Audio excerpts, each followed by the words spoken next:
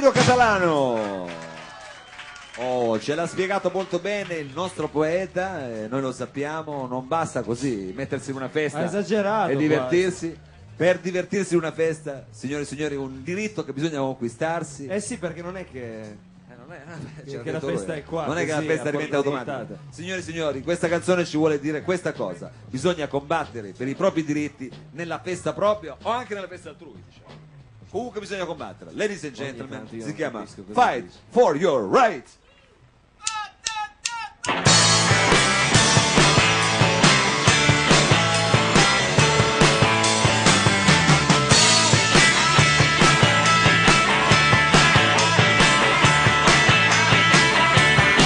You late to school, man, you don't wanna go. You ask your mom, please, but she still say no. You misses 2 classes and no homework. And your teacher preaches like you've been some kind of jerk. Oh, you gotta fight for your right to party.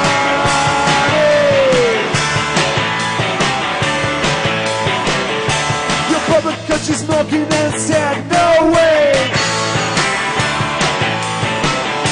The type of Christ smoking packs today.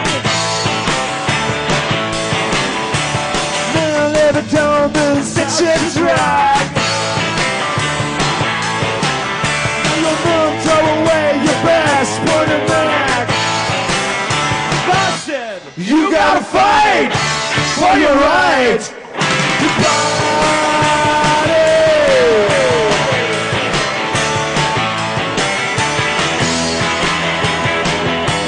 You gotta fight.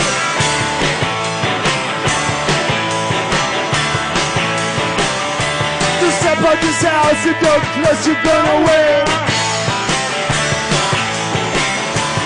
Get you out my home if you don't get the hair.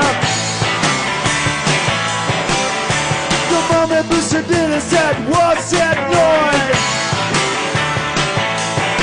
Oh, Mom, you're jealous, it's a Beastie Boys. You gotta fight for your right to party.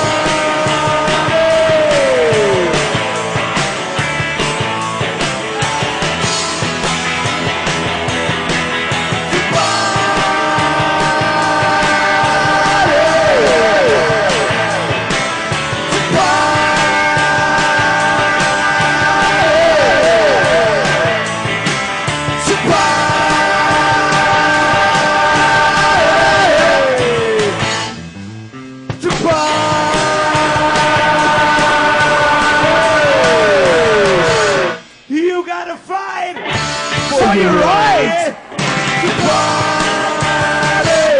You gotta fight for your right.